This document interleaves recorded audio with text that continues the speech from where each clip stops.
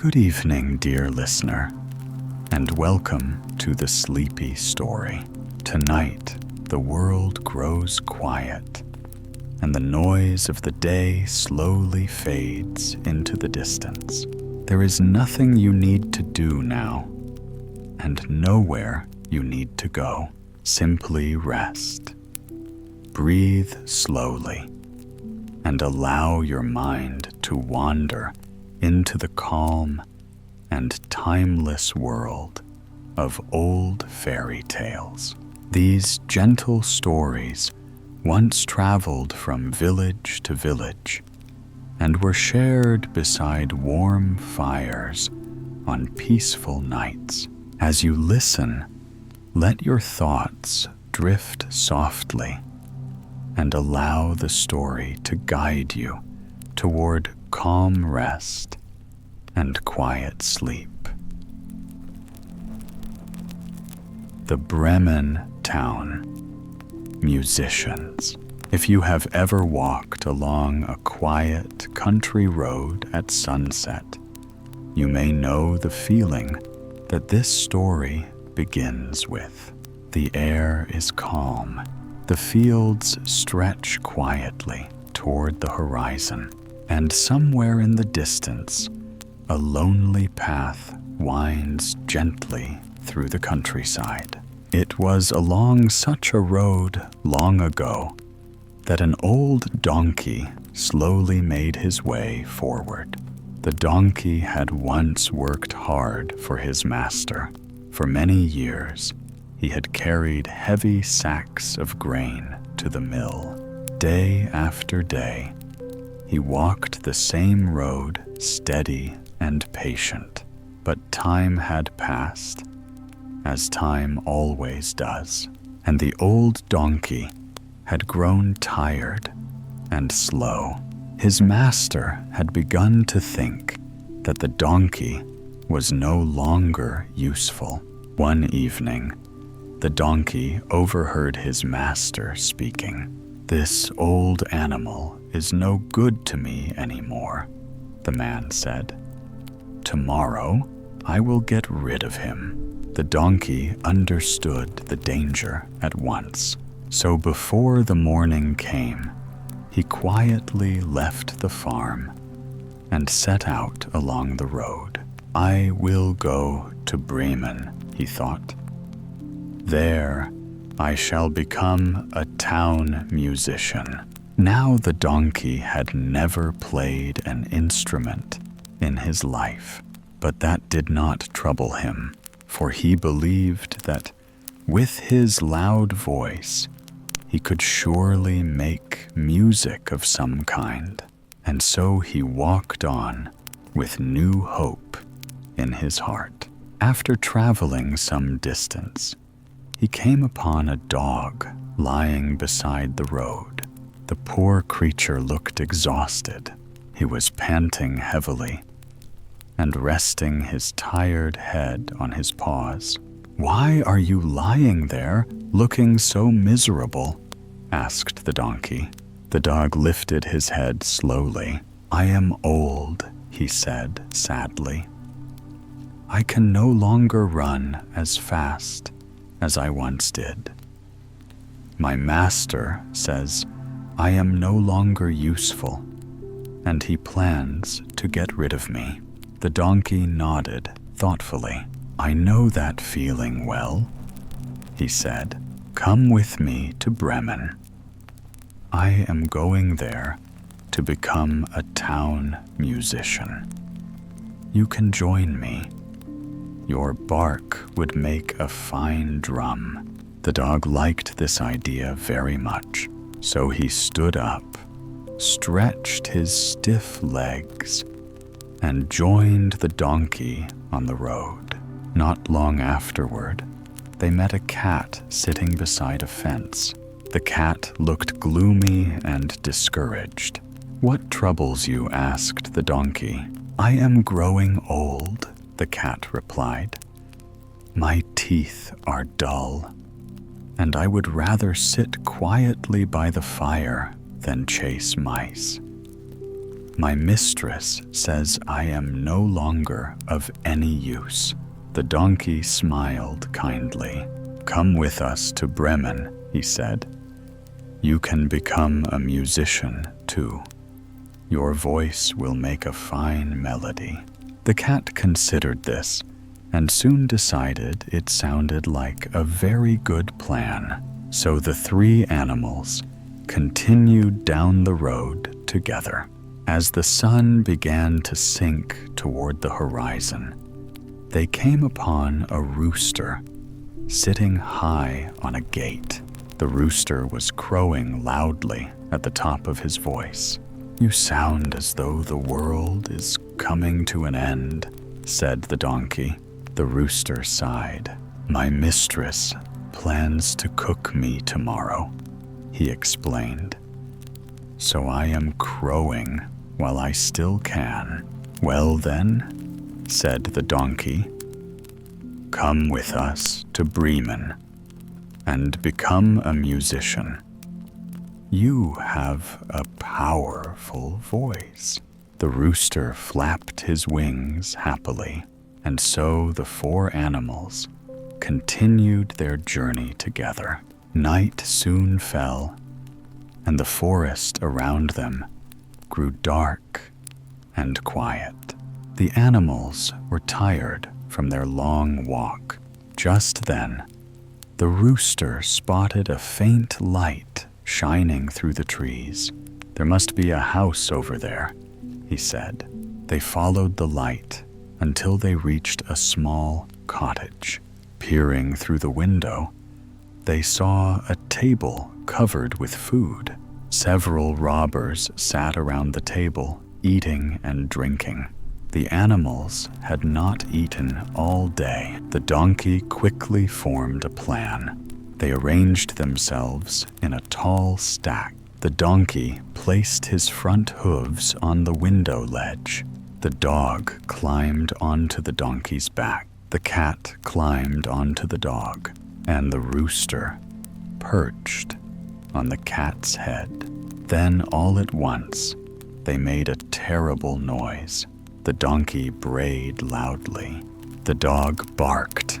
The cat screeched, and the rooster crowed at the top of his lungs. The robbers were terrified. They believed some terrible monster had burst into the house. In great panic, they ran into the forest and disappeared into the darkness. The animals happily entered the cottage and ate the delicious meal the robbers had left behind. After such a feast, they were tired and ready for sleep. The donkey lay down in the yard. The dogs rested behind the door. The cat curled up beside the warm fireplace, and the rooster flew up onto a beam in the roof. Later that night, the robbers returned, hoping to sneak back into the house. But when one of them stepped inside, the cat scratched his face. The dog bit his leg. The donkey kicked him, and the rooster crowed loudly from above. The robbers fled in terror once again and never returned. And so the four friends decided that the little cottage suited them perfectly.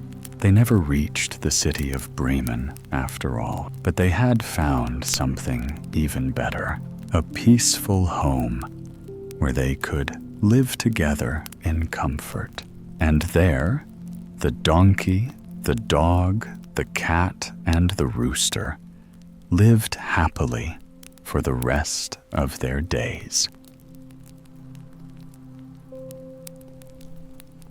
Brother and sister, long ago, in a quiet country, where forests stretched wide and streams flowed gently through mossy stones, there lived a little brother and his sister. Once their home had been a warm and happy place. Their mother had been kind, and her voice had filled the house with comfort. But when she died, the light seemed to leave their home. Their father married again, and the children's new stepmother was a harsh and bitter woman. Her eyes were cold, and her words carried little kindness. Day after day, she treated the children cruelly. She scolded them for the smallest things. She gave them little food and even less comfort. Often the children sat quietly together in a corner, remembering the gentle days when their mother had still been alive. One pale morning, before the sun had fully risen, the brother spoke softly to his sister. "Since our mother died," he said, "we have had no happy days. Our stepmother beats us and drives us away whenever we come near. Even the dog under the table is fed better than we are." He paused and looked toward the door. "Come," he whispered. "Let us go out into the wide world together." The sister loved her brother dearly, so she took his hand, and together they slipped quietly out of the house. They did not look back. All day long, they walked through fields and meadows. The wind moved slowly through the tall grass.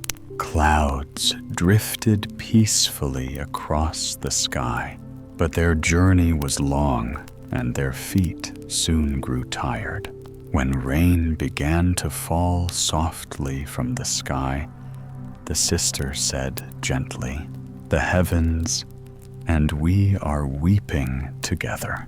By evening, they had reached a great forest. The trees there were tall and ancient, their branches whispering softly in the evening wind. The children were weary from hunger and their long walk, so they climbed into the hollow of a large old tree and fell asleep close beside one another. The next morning, sunlight filtered through the leaves above them. Golden beams danced quietly on the forest floor. The brother woke first. His throat was dry. "Sister," he said softly, "I am so thirsty. If only we could find a little brook. I think I hear water somewhere." So he climbed down from the tree and led his sister through the forest.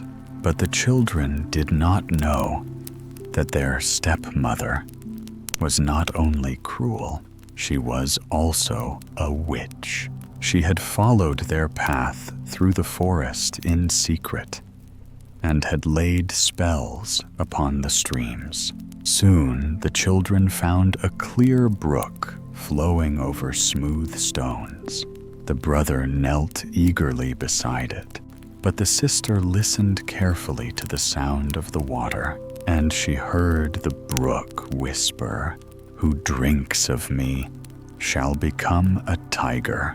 At once, she cried out, "Oh, brother, do not drink. If you drink from that stream, you will become a wild beast and tear me to pieces." The brother stepped back, though he was terribly thirsty. "I will wait," he said, "until we find another brook." So they continued deeper into the forest. Before long, they discovered another stream. The brother bent down again, eager to drink, but the sister heard the water murmur softly, "Who drinks of me shall become a wolf."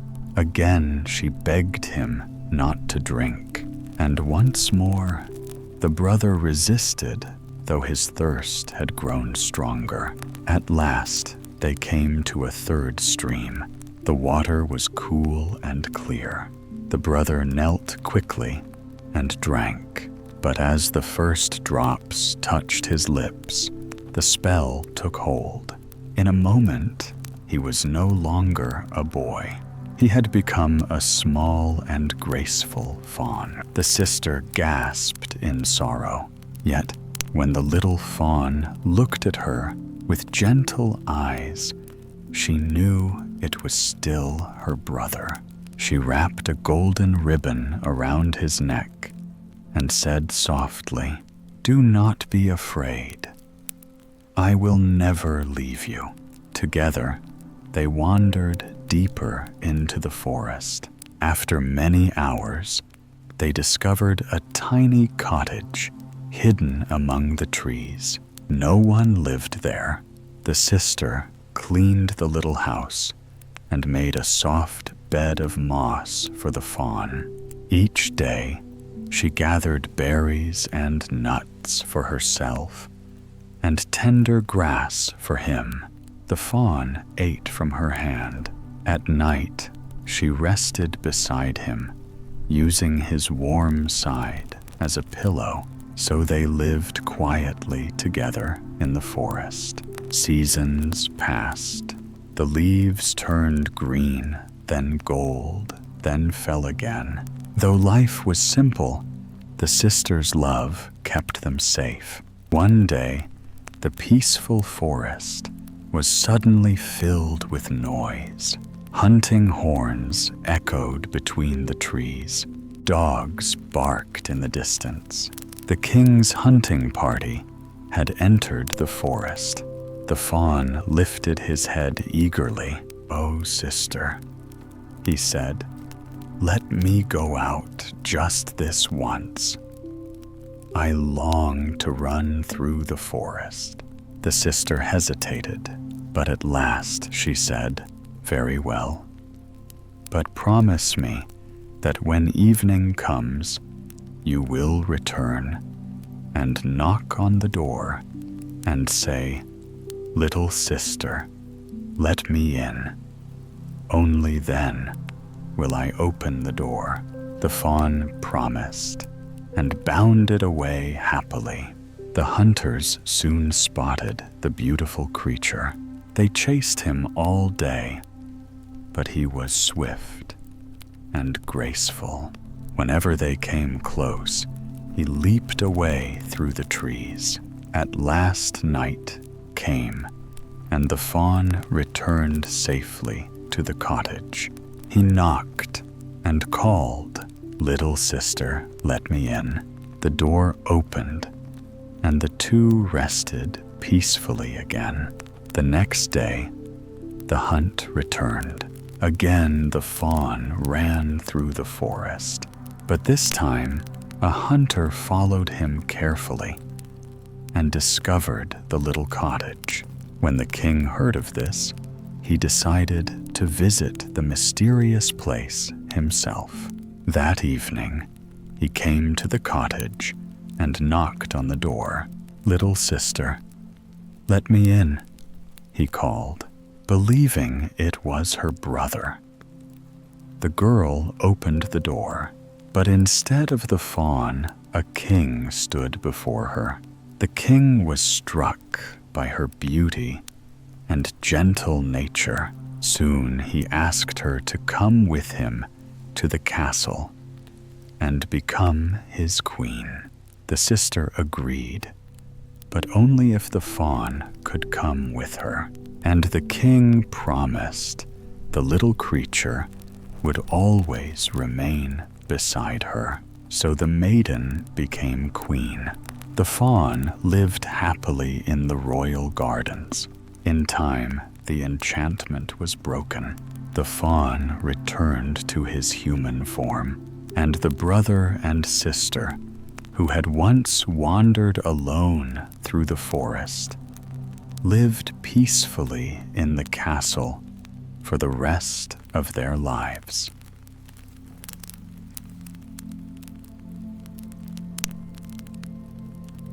Allerleirauh. Long ago, in a peaceful kingdom, surrounded by forests and gentle rivers, there lived a king and his beautiful queen. The queen was admired throughout the land, for her golden hair shone like sunlight, and her kindness warmed the hearts of everyone who met her. Yet time, as it always does, brought sorrow. The queen fell ill. Day after day, she grew weaker, until at last she knew that her life was drawing to an end. One quiet evening, she called the king to her bedside. The room was dim and still, and the fading light of sunset rested softly upon the walls. "My dear husband," she said gently, "when I am gone, you may marry again. But promise me one thing." The king took her hand. "What is it?" he asked. "You must never marry anyone who is not as beautiful as I am, and who does not have golden hair like mine." The king, filled with grief, promised her, and soon afterward, the queen closed her eyes for the last time. For many months, the king could not be comforted. He wandered the halls of the castle in sorrow and spoke little to anyone. But at last, his counselors began to worry. "The kingdom needs a queen," they said. "Your Majesty must marry again." So messengers were sent throughout many lands to search for a woman who matched the beauty of the late queen. But none could be found. Not a single princess in the world possessed such golden hair. Now the king had a daughter. She had grown into a young woman of remarkable beauty, and as she matured, people began to notice something. She looked exactly like her mother. Her hair shone with the same golden light. Her face carried the same gentle grace. One day, the king looked at her and realized the truth. If he was to keep the promise he had made, there was only one woman in the world who resembled the queen, his own daughter. When the king spoke of this idea, his counselors were horrified. "Your Majesty," they said, "such a marriage would be against the laws of heaven and earth." But the king would not listen, and when the princess learned of her father's plan, she too was deeply troubled. She did not wish to anger her father, but neither could she accept such a terrible fate. So she thought carefully. At last she went to the king and said, "Before I can marry you, I must have 3 dresses. One dress must shine like the sun, one must glow like the moon, and one must sparkle like the stars. And besides these, I must also have a cloak made from the fur of every animal in the kingdom." She believed these things would be impossible to create, but the king was determined. He ordered the finest tailors in the land to begin their work. Soon the dress of the sun was finished.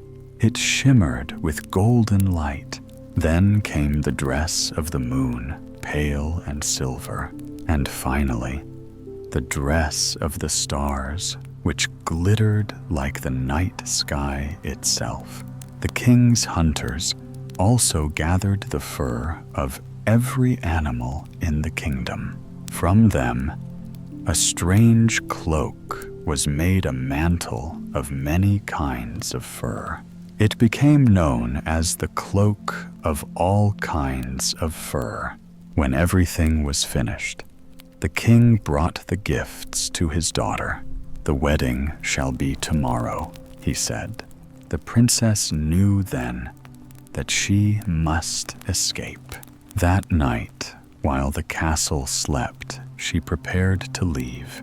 She took the 3 magical dresses and hid them inside a small nutshell. She placed the cloak of many furs over her shoulders. Then she darkened her face and hands with soot so no one would recognize her. Quietly, she slipped out of the castle and into the night. All night, she walked through fields and forests. At last, she reached a deep woodland far from her father's kingdom. Exhausted, she found a hollow tree and fell asleep inside it. The next morning, a king from another land rode through the forest on a hunting expedition. His dogs discovered the hollow tree and barked loudly. When the hunters looked inside, they saw the strange creature wrapped in the cloak of many furs. They brought her to the castle. There she was given a tiny room beneath the stairs. Because of her ragged appearance, they called her Allerleirauh, all kinds of fur. She worked in the kitchens. She carried water. She swept the ashes from the hearth. She lived quietly and humbly, and no one knew she was a princess. One day, the king held a great festival at the castle. Music filled the halls, and guests arrived from distant lands. Allerleirauh asked the cook if she might watch the celebration for a moment. The cook agreed, so she hurried to her small room, washed the soot from her face, and opened the nutshell. Inside lay the shining dress of the sun. She put it on and entered the grand hall. Everyone was astonished. No one had ever seen such beauty. The king himself asked her to dance. He had never seen anyone like her. But before he could ask who she was, she slipped away and disappeared. The next evening, another festival was held. This time, she wore the dress of the moon. Again, the king danced with her. Again, she vanished before anyone could learn her secret. On the 3rd night, she wore the dress of the stars. The king danced with her once more, but this time, he slipped a golden ring onto her finger during the dance. When she tried to leave, the cloak slipped aside, and he saw the shining dress beneath. The truth was revealed. She was no servant. She was a princess in disguise. The king declared that she would become his bride, and so Allerleirauh laid aside the cloak of many furs forever. She married the king, and they ruled the kingdom in happiness for the rest of their days.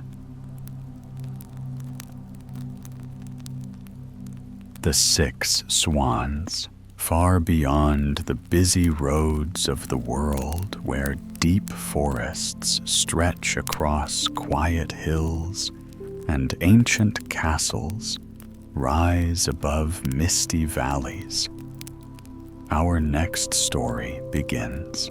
In that distant land, there once lived a king. His castle stood beside a dark forest where tall trees whispered softly in the evening wind, and shadows gathered gently beneath their branches. The king had 6 sons and 1 daughter. The daughter was the youngest of them all, and her brothers loved her dearly. They played together in the castle gardens, ran through the forest paths, and spent their days in laughter and adventure. But the king was often away from the castle. He traveled far across his kingdom, and during these journeys, he began to feel lonely. At last, he decided to marry again. One day, he met a woman who seemed beautiful and mysterious. She spoke softly and carried herself with great elegance. But what the king did not know was that this woman possessed dark magic. She was a sorceress. The king brought her back to the castle and made her queen. But the new queen feared the king's children. She believed that one day they might take power from her. So she began to watch them carefully. Her thoughts grew darker with every passing day. One evening, as the sun was setting beyond the forest, the queen took out 6 small white shirts. She had woven them with magic. As she finished the final thread, she whispered a spell. The next morning, the 6 princes rode out together to hunt in the forest. Their sister watched them from the castle tower as they disappeared among the trees. She had no idea what terrible fate awaited them. When the princes returned later that day, the queen was waiting. With a sudden motion, she threw the enchanted shirts over them. At once, the spell took hold. Before the king's daughter could even cry out, her 6 brothers were transformed into swans. Their human voices vanished. Their arms became wings, and with a rush of white feathers, they flew out through the castle windows and disappeared into the sky. The princess was heartbroken. Her brothers were gone. But one old servant who had witnessed the spell took pity on her. He secretly told her the truth. "There is still a way to save them," he whispered. "But it will be very difficult." He explained that the princess must sew 6 shirts from star flowers, and during the entire time she worked, she must not speak a single word, not even a whisper, not even a cry.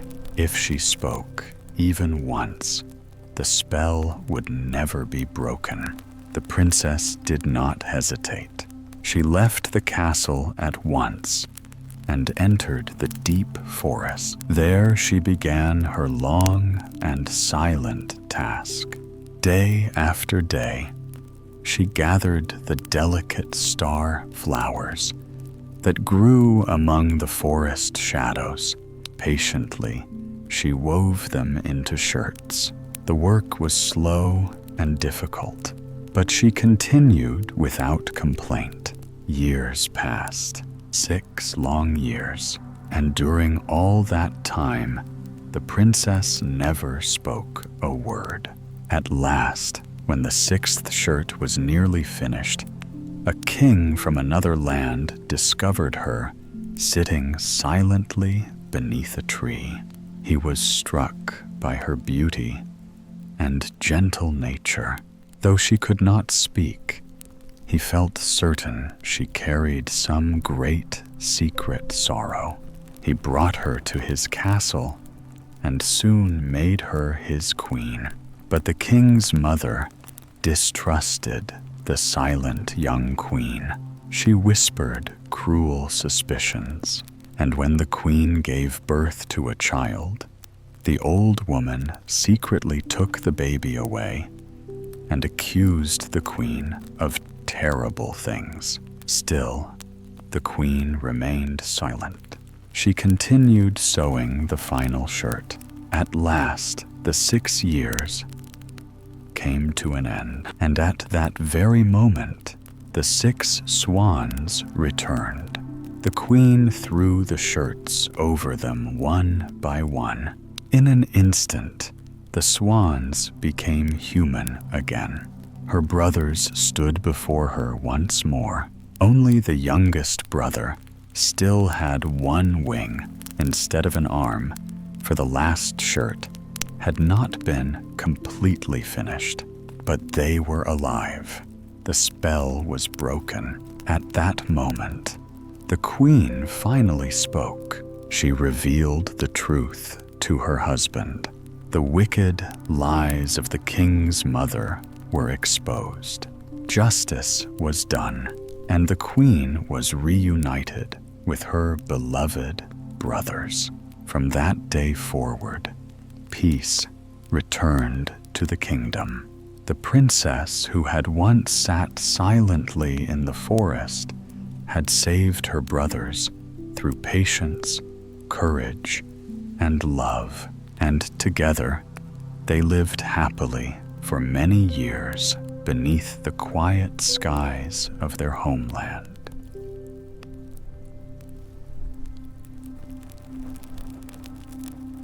The water of life. Some stories begin in quiet villages. Others begin deep within forests. But this story begins in a great stone castle, where a king lay slowly fading away. For many years, the king had ruled wisely. His kingdom was peaceful, his people loyal, and his 3 sons had grown into strong young princes. Yet time, as it always does, had brought illness upon him. Day by day, his strength faded. Doctors from many lands came to the castle. They brought rare medicines, strange herbs, and hopeful words, but none of their remedies helped. At last, an old traveler arrived at the castle gates. He spoke quietly with the royal physicians. "There is only one thing that can save the king," he said, "the water of life." It was said that this magical water could cure any illness and restore strength even to the weakest body. But it was hidden far away in a mysterious castle beyond many dangers. When the eldest prince heard this, he said proudly, "I will find the water of life and save my father." So he set out on his journey. The road led him through forests, mountains, and quiet villages. But along the way, he met a small and strange-looking dwarf standing beside the road. "Where are you going in such a hurry?" asked the dwarf. The prince, proud and impatient, barely stopped. "That is none of your concern," he replied rudely, and he continued on his way. Because of his arrogance, the dwarf placed a spell upon him. Soon, the prince found himself trapped in a narrow mountain valley from which he could not escape.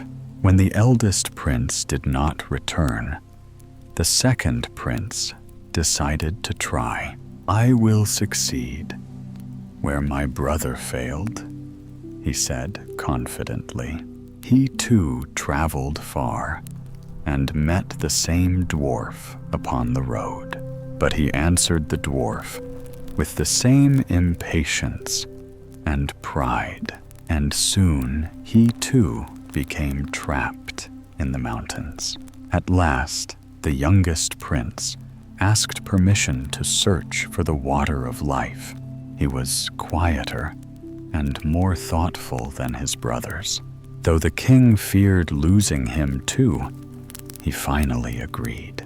As the young prince traveled along the same road, he too met the little dwarf. But when the dwarf asked where he was going, the prince answered kindly. "My father is very ill," he said. "I seek the water of life to save him." The dwarf smiled. Kindness had softened his heart.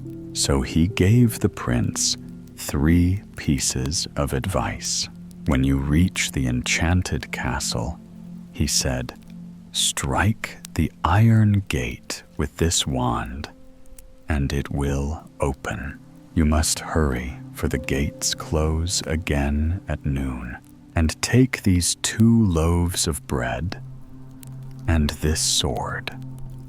They will help you pass the lions that guard the entrance." The prince thanked him warmly and continued his journey. Soon he arrived at the enchanted castle. 2 enormous lions guarded the gates, but when the prince threw the bread before them, the lions became calm and lay quietly upon the ground. Then he struck the iron gate with the wand. The gate opened slowly with a deep echo. Inside the castle, he discovered many wonders. Rooms filled with gold, tables covered with shining jewels, and at last he found the chamber where the water of life flowed in a crystal fountain. He filled a small cup with the magical water, but before leaving, he met a beautiful princess trapped inside the castle by an enchantment. She thanked him for breaking the spell that had held the castle under magic, and before he left, she gave him a golden ring. On his journey home, the prince rescued his 2 brothers from the mountain valley, but jealousy had grown in their hearts. They feared their youngest brother would win their father's favor. So while he slept beside a well, they stole the water of life and replaced it with ordinary water. When the youngest prince returned to the castle and gave the cup to the king, the water did not cure him. The king believed his youngest son had failed him. But when the older brothers later brought the true water of life, the king recovered at once. He praised the 2 elder princes and grew suspicious of the youngest. Yet the truth cannot remain hidden forever. Soon it was discovered that the youngest prince had truly found the water of life. The princess from the enchanted castle arrived and told the whole story. The king realized the truth. The youngest prince had shown kindness, courage, and honesty. So he became the rightful heir to the kingdom, and in time he married the princess whose life he had saved. As for the 2 jealous brothers, they left the kingdom in shame, and the youngest prince ruled wisely and peacefully for many years, just as all good stories hope to end. Jorinda and Joringel in the far corner of a quiet forest where the trees grow tall and ancient, and the air feels cool even in the warmth of summer. There once stood a lonely castle. Few travelers ever passed that way. The path that led there twisted through dark woods and moss-covered stones. Birdsong echoed through the branches, and the wind whispered softly among the leaves. Yet beneath that peaceful silence, something mysterious lingered. For in that castle lived a powerful sorceress. The old woman possessed strange magic. By day, she could transform herself into many shapes: a cat, a bird, or even a shadow, drifting through the trees. But at night, she returned to her true form. Her greatest pleasure was capturing young maidens. Through her dark enchantments, she would transform them into birds and keep them locked away in cages inside the castle. One evening, as the sun was sinking slowly toward the horizon, a young couple walked through the forest. Their names were Jorinda and Joringel. They loved each other dearly and hoped soon to be married. The evening air was warm, and golden light filtered softly through the branches above them. Birds sang their final songs of the day as the forest prepared for night. But as they wandered deeper into the woods, they unknowingly drew closer to the sorceress's castle. Soon, the shadows around them grew thicker. The trees seemed to crowd closer together, and the quiet forest suddenly felt strange and unfamiliar. Jorinda paused. "Joringel," she said softly, "I feel uneasy here. Let us turn back." But before they could move another step, the setting sun slipped behind the trees. At that moment, the sorceress appeared. With a whisper of magic, she froze Joringel where he stood. He could not move. He could not speak. He could only watch in horror. Then the sorceress turned to Jorinda. With a single dark spell, she transformed the young girl into a nightingale. The tiny bird fluttered helplessly in the air as the sorceress captured it and carried it away to the castle. Inside, she placed the nightingale into a cage among many others. Hundreds of small birds filled the room. When the sorceress disappeared into the castle, the spell upon Joringel slowly lifted. He fell to his knees in despair. The forest was silent around him. Jorinda was gone. For many days, Joringel wandered through the woods searching for her, but he could not find the castle again. At last, exhausted and filled with sorrow, he left the forest and lived in a distant village. One night, after many months had passed, Joringel had a dream. In the dream, he saw a beautiful red flower growing in the forest. And when he picked the flower, it seemed to glow softly in his hand. A voice in the dream told him that with this flower, he could break the sorceress's magic. When Joringel awoke, he remembered the dream clearly. Hope returned to his heart. At once, he set out again for the forest. For 9 long days, he searched among the trees. On the 9th morning, he discovered a red flower growing alone in a clearing. It looked exactly like the flower from his dream. He carefully picked it. Then he continued deeper into the forest. At last, he saw the castle again. This time, when the sorceress appeared, he held the red flower before him. Its magic protected him. The sorceress could not harm him. Joringel entered the castle and searched through the rooms filled with cages. Birds fluttered and sang around him, but he did not know which one was Jorinda.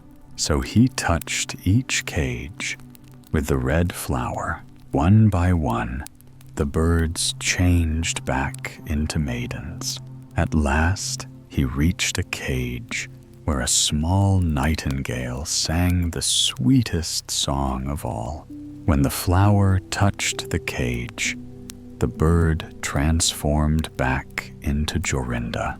The spell was broken, and the power of the sorceress vanished. Jorinda and Joringel left the castle together. The other freed maidens returned to their homes, and the dark castle in the forest was abandoned forever. Soon afterward, Jorinda and Joringel were married, and they lived happily for many peaceful years, far away from the shadows of that enchanted forest. The Devil with the 3 golden hairs.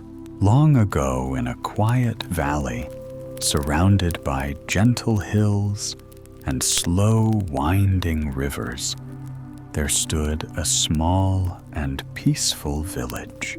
The mornings there often began with silver mist drifting across the fields, while the distant sound of church bells floated softly through the cool air. Life moved slowly in that village.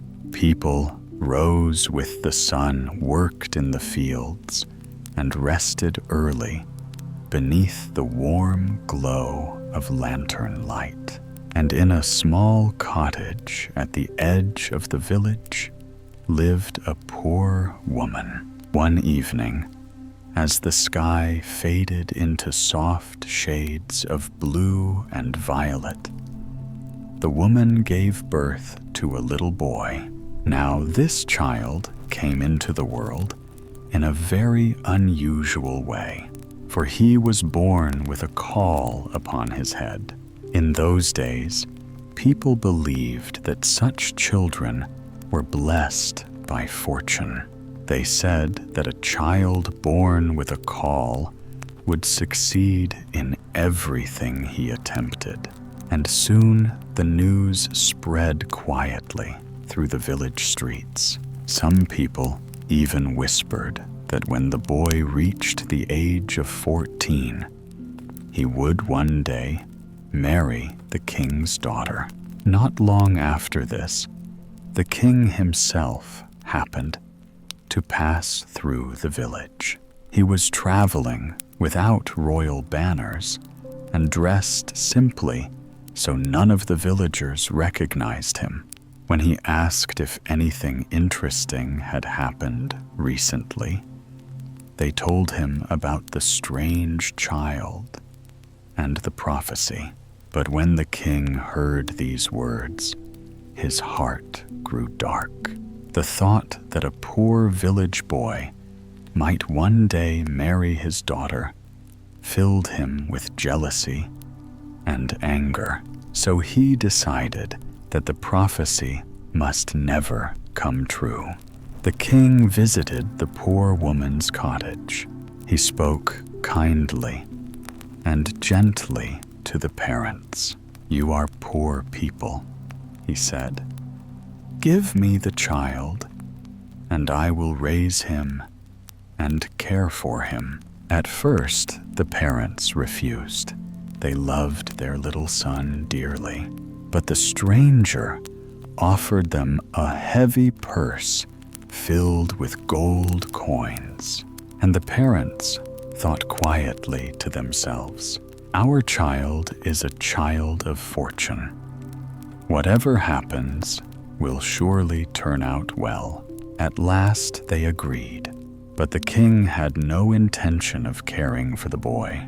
Instead, he placed the baby inside a wooden box. Then he carried the box to a deep river. Without hesitation, he threw it into the dark water. There the king said quietly to himself, "The prophecy ends." But fate had other plans. The wooden box did not sink. Instead, it floated gently upon the river, like a small boat. The current carried it slowly through the countryside. At last, it drifted near a mill, where the water wheel turned steadily in the stream. A miller's boy saw the box caught beside the dam and pulled it out with a long hook. When the miller and his wife opened the box, they found the baby lying inside, safe and smiling. They had no children of their own, and so they took the boy into their home and raised him with kindness and love. Years passed. The boy grew tall, strong, and good-hearted. He helped the miller with the work and was liked by everyone in the village. One stormy evening, the king again passed through the village and stopped at the mill for shelter. When he saw the young man living there, he asked who he was. The miller explained how they had found the boy floating in a box many years before. At once, the king recognized him, but he hid his anger behind a polite smile. "My good people," the king said, "could this young man carry a letter to the queen for me?" The miller and his wife agreed, and so the boy set out on the journey. But the king had written terrible instructions inside the letter. The message ordered the queen to kill the boy as soon as he arrived. The boy walked for many hours. Eventually, night fell, and he lost his way in a deep forest. At last, he saw a faint light shining between the trees. The light came from a small cottage. Inside sat an old woman beside a fire. She warned him that robbers lived there and would kill him if they found him. But the boy was so tired that he lay down on a bench and soon fell asleep. When the robbers returned and discovered the sleeping boy, they opened the letter he carried. When they read the cruel command inside, they felt pity for him. "This boy has done nothing wrong," they said. So they tore up the letter. Then they wrote another letter in its place. This new letter commanded the queen to marry the boy to the king's daughter immediately. The next morning, the robbers woke him and showed him the road. When the queen read the letter, she obeyed its instructions, and so the young man married the princess. When the king returned and discovered what had happened, he was furious, but he hid his anger. Instead, he gave the young man a dangerous task. "If you wish to keep my daughter," he said, "you must bring me 3 golden hairs from the devil's head." The young man bravely agreed, and so he began a long journey across forests, towns, and rivers. At last, he reached the gates of hell. There, he met the devil's grandmother, who took pity on him.